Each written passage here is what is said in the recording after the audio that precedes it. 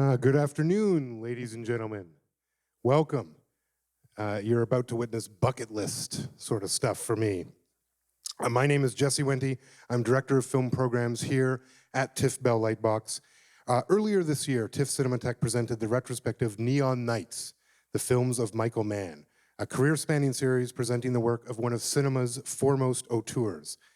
We now cap that off with this evening's special presentation, and I'd like to thank 20th Century Fox Home Entertainment for providing us with the print today. Before we get to the show, I just want to make sure, who here loves movies? I figured as much. I certainly love movies, and if you love movies and you think back about 20 years or so to December 1995, you'll recall that for movie lovers, Christmas came a week early that year, and it was surprisingly sweltering. On December 18th, 1995, cinemas everywhere felt a heat wave as Michael Mann's Los Angeles crime epic became the movie to see that holiday season.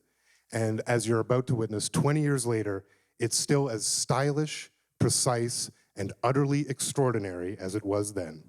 So it is truly my pleasure on the 20th anniversary of Heat to welcome its creator to TIFF. Ladies and gentlemen, Mr. Michael Mann.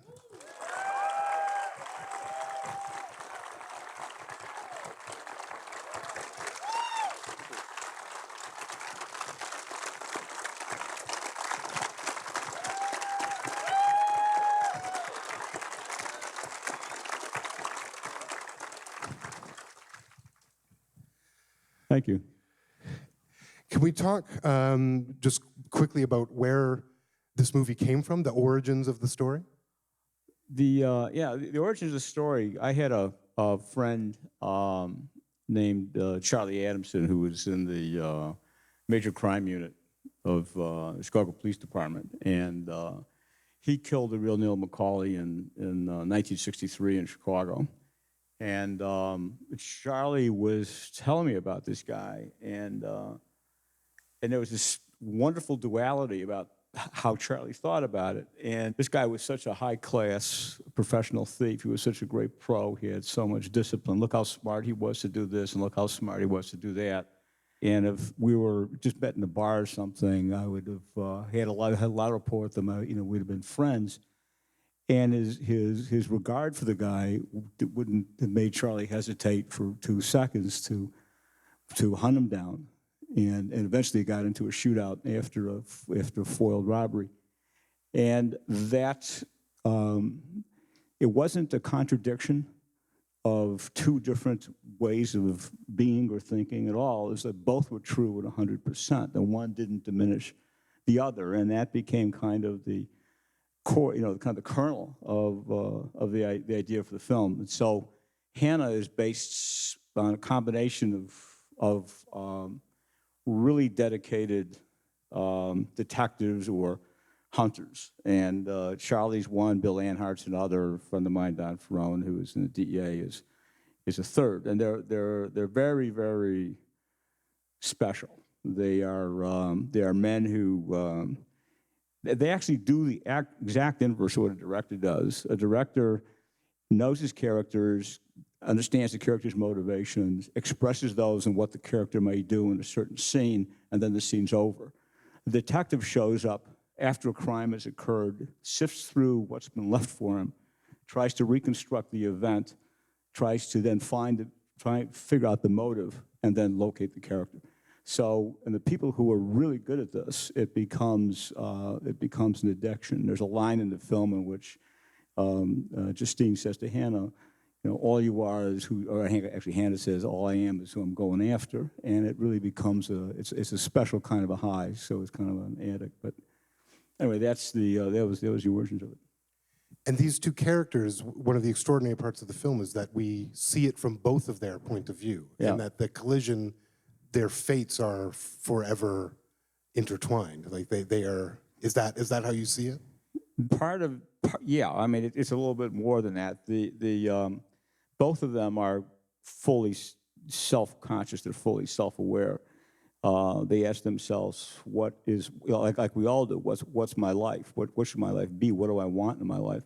Men in prison ask themselves that in a very intense way. If I ever get out, what kind of life am I going to have?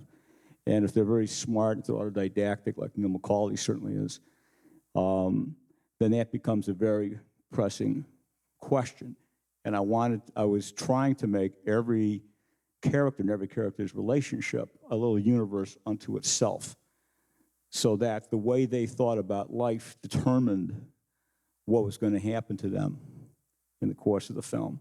So Neil being very rigid and having a kind of a catechism of non-attachment. If he deviates from that, there's real consequences. And for Christian Hurlis, who was also a real person, it's a whole different kind of postmodern attitude and a postmodern kind of an outcome. But then the challenge became, once I had the end of the film, it went something like this: if we're empathetically connected to Neil McCauley and want Neil to evade Hannah and be able to leave with Edie, and if we're also, when we're with Hannah, we want him to, we're mostly connected to his concerns, which has to do with his troubled stepdaughter, his third marriage breaking up, and his pursuit, his hunting of Neil McCauley.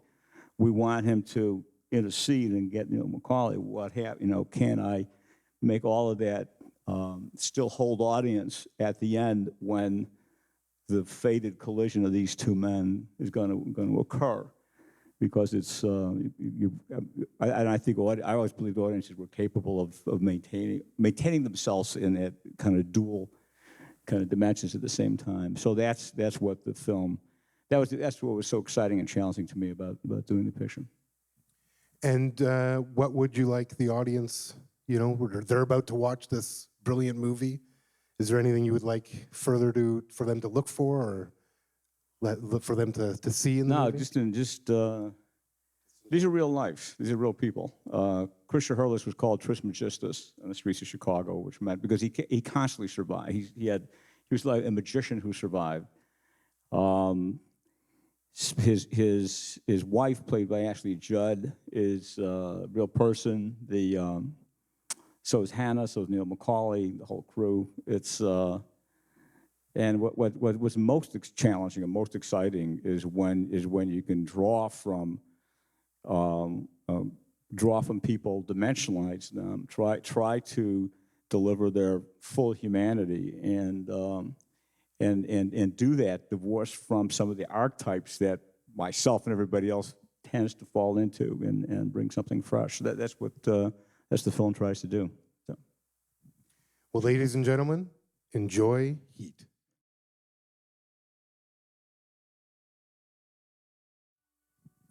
Ladies and gentlemen, Michael Mann.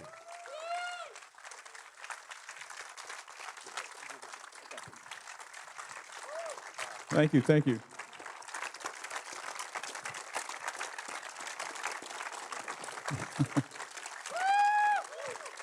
Thanks, guys. Thanks very much. What do you think about when you watch that movie now? First of all, I want to thank all of you for coming to see this on a big screen.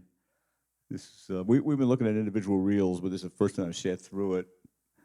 Watching it projected like this. And so thank you very much for coming to share it.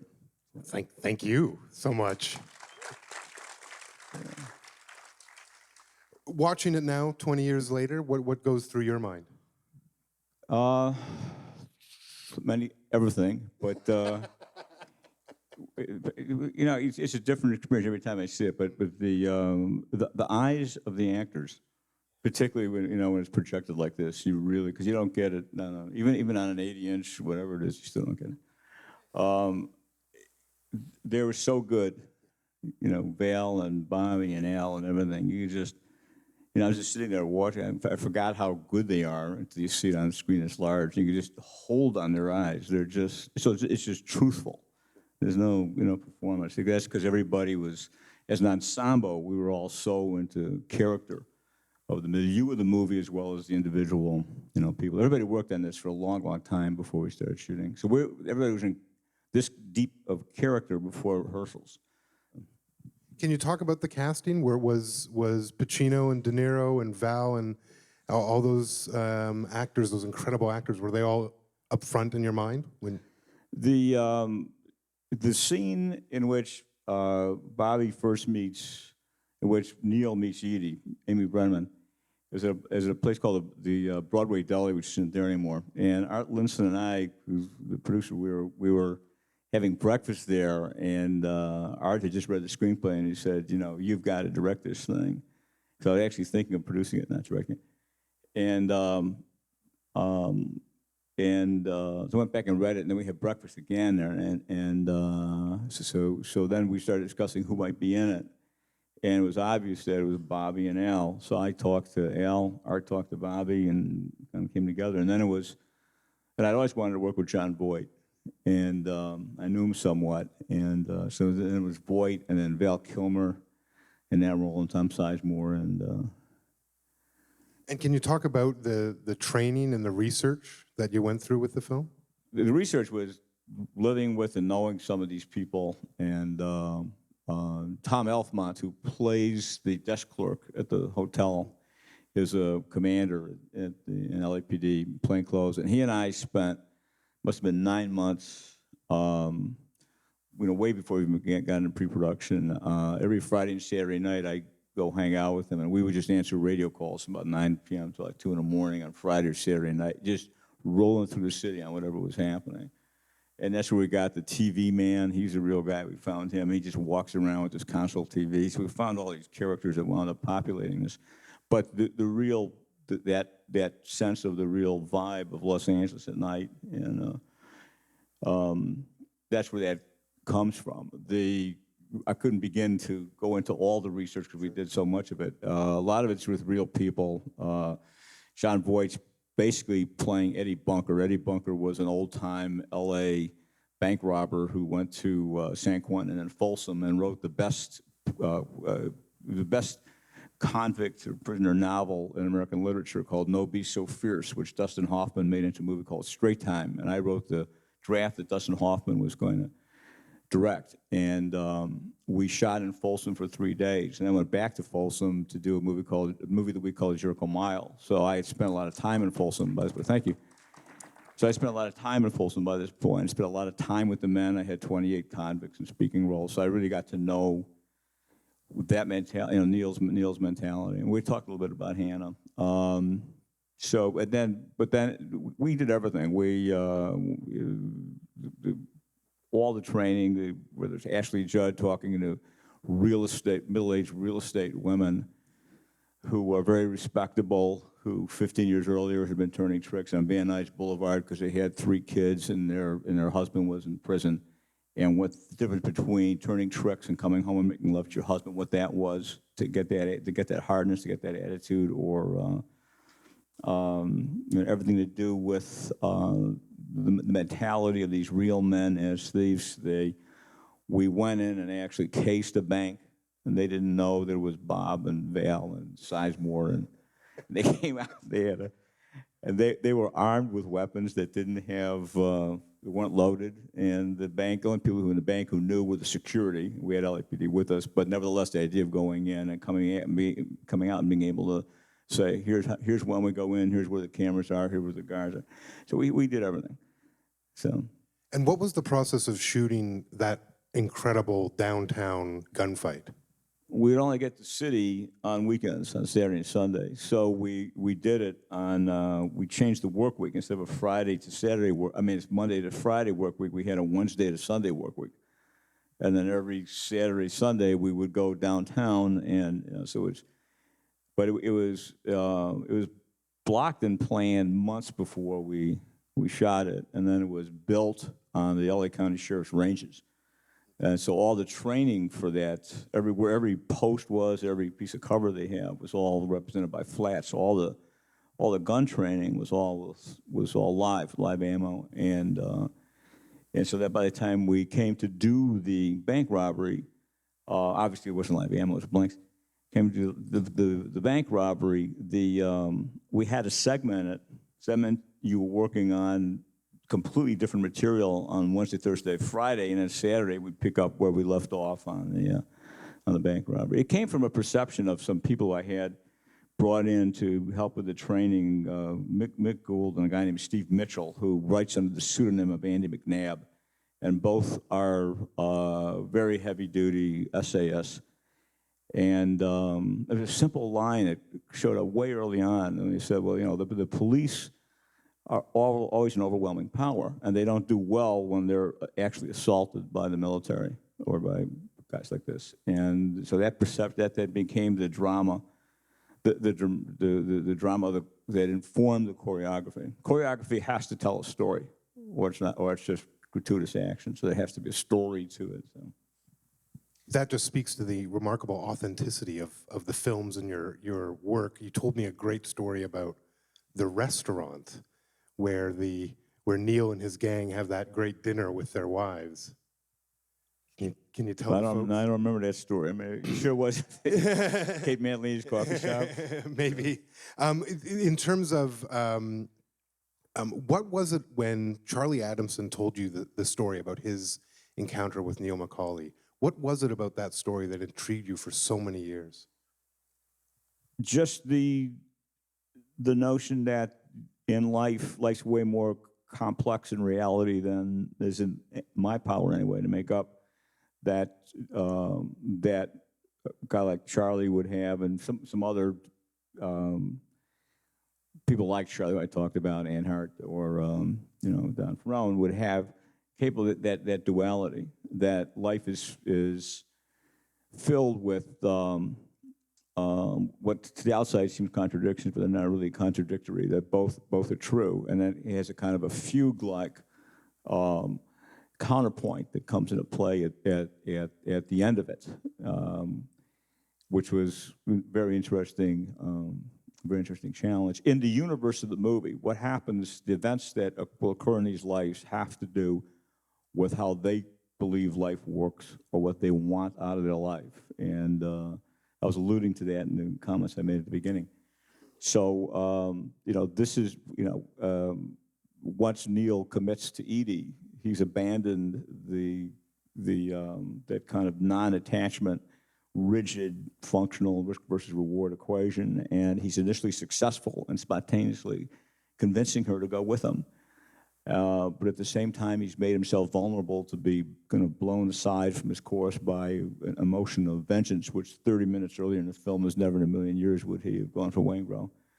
And the reason, if you ask yourself, well, why did Neil and Hannah have coffee with each other, it's the same reason, because like pros, they know they're going to pick something up, and they know that they'll pick it up consciously, they'll also pick it up subconsciously. And what Hannah gets from it is a woman. He sees a woman alone in a car, and Neil said he had somebody, and there's a play on the word time, having enough time, both in a dream and then also. So, you know, it's those kind of intricacies were terrific to work on and work out. I'd like to turn it over to the audience. Please raise your hand, and we will get a microphone to you. Why don't we go right there?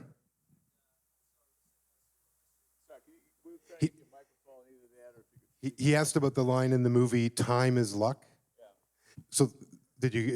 The question was about time is luck, and then time is luck is what I believe, and you know, I think Neil. Me personally, I think Neil is a very tragic, heartbreaking character, and you know, I feel his expectations of what he wants to have in his life are tragically cut short, and I believe time is luck, so that's why I keep repeating it in all these movies you mentioned. But and then there was an image in a painting. He's a Canadian painter. Alex Colville. Alex Colville. There you go. Very good. That I saw of a gun on a coffee table and you know, a window with water beyond it, and it hit me that was a profound sense of a maintained, sustained alienation and loneliness, and that's how it impacted me in the painting, and so then I took great pains to reproduce it. Ma'am? it seems so strong and even perfect, having watched it, more than 10 times. Is there anything you would have done differently? I might not have had the scene with Ralph. It's, when I shot it, I thought it was a very good idea, but right now, watching it tonight, it feels a little too, burlesque. Seriously, beyond that, no, not much. I mean, the look on De Niro's face when he goes to that white tunnel, and then he goes after Wangro. We shot that 3 times, and we must have spent, I don't know how many hours, and it just wasn't there. Bobby knew it, I knew it. We just came back and came back and came back, and finally the third night, it just happened. And so no, there's very little. Particularly, and then the work of John Voight is so terrific. So that may be me because I know we knew Eddie Bunker so well, but it's. Let's go here, sir. My favorite scene in the movie is actually the last scene at the airport when we see the culmination of all your hard work. We see these 2 characters, these 2 protagonists coming together, and Macaulay's not going to go back. There's the shootout, they're holding hands, and then it's just that beautiful song by Moby playing. I wanted to get some comments from you in terms of what it was like filming that scene. And do you know at that time that you were building something that would become so legendary? No, you're doing this. You have to be just doing the story, and it's got to be fresh and challenging. And I mean, as I'm sure everybody knows, there's nothing digital in here. I mean, those are real airplanes, and we're really on the approach to the runways at LAX. It was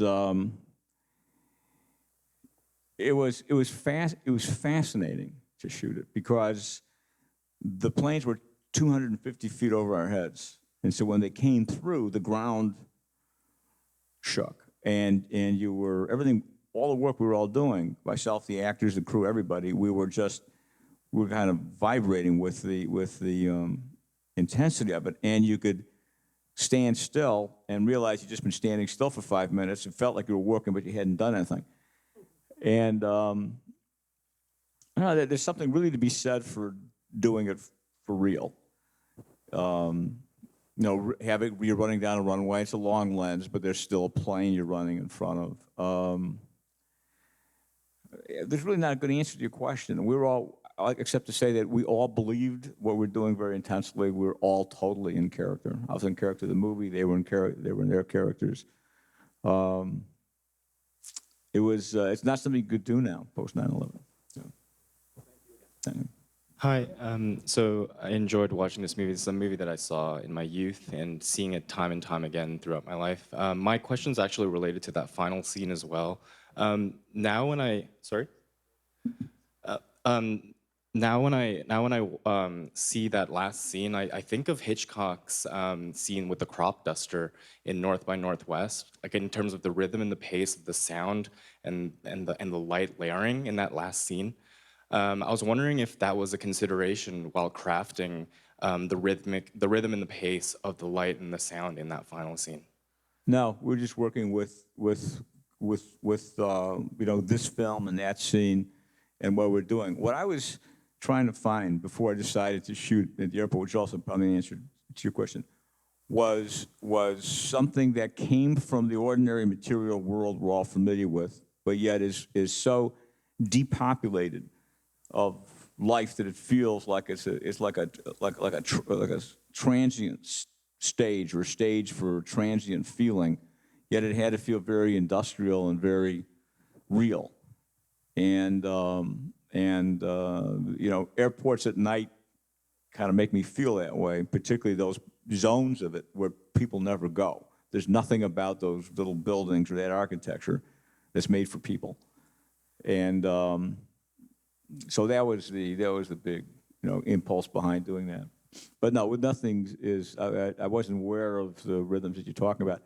The sounds were quite incredible. This is Dolby. This Real 10. Is Sean Belts in here? This is SR. Okay. Sean's from 20th Century Fox, who does this extraordinary job of archiving stuff archiving everything they have with just tremendous responsibility, and was responsible for putting together this print from a number of film prints. So that's, Real 10 was analog, right? Okay. The ultimate way to see this is probably with a, mag, seeing with a silent print and with a mag off the original 6-track. But the sound's incredible. We had a complete sound design, sound effects during the mix for the shootout, and I basically threw it all out and went with the production sounds because they were so incredible. And the same thing with the airplanes. So. Just time for a couple more. Yes, ma'am? Hi, thank you so much again for such an incredible and timeless film.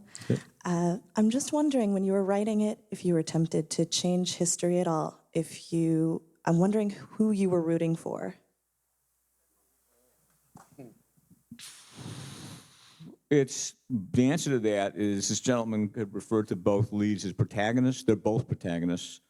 And so the whole idea of it is formed by Ford Madox, Ford Good Soldier, which is a novel that has a kind of a subjectivity that revolves with each character. When you're in a chapter about one character, you see all of life from his point of view. And so that's part of the underlying structure to this narrative. So it was always going to end this way. What I came to later was to try and get that perfect equivalence of the connection. And the thought that occurred to me was that Neil was fortunate enough to die with in contact with the only other guy on the planet who was really very similar and almost like him and understood him totally. And to counterpoint that with the fact that's also the person who had just killed him, but that didn't count or didn't matter at that moment. And so that became kind of the end of a dialectic, which I then reverse engineered into a lot of previous scenes that preceded it to build up to that final moment. Yes. There's so much in this film, in many of your films, where shots and moments seem very impressionistic, very poetic, which would completely go against, films of the similar genre. There's shots in this where you end on objects or background or shots you have out of focus that are thrown and it really works in a very, very poetic way. But I'm just curious how you design a scene, how you approach it. You talked about a painting reference before, and does that always inform you? How you shot this? Everybody's work evolves. And at the time, I was very interested in negative space. I was interested in asymmetrical compositions and the things that would subjectify the experience of the film. That was the one imperative that I wanted to do. I wanted, to the extent that I could, bring audience subjectively into moments and scenes and characters. So if you think of a scene where Van Zandt hands the paper to Hugh Benny, who's coming in, and there's a piece of paper and there's a kind of reflecting sphere and there's an out-of-focus statue with no arms, no legs. So these things kind of, it's a combination of, I know the feeling I want to get, and the set decoration, the production design is kind of getting it there, and then we move a couple objects around, during shooting.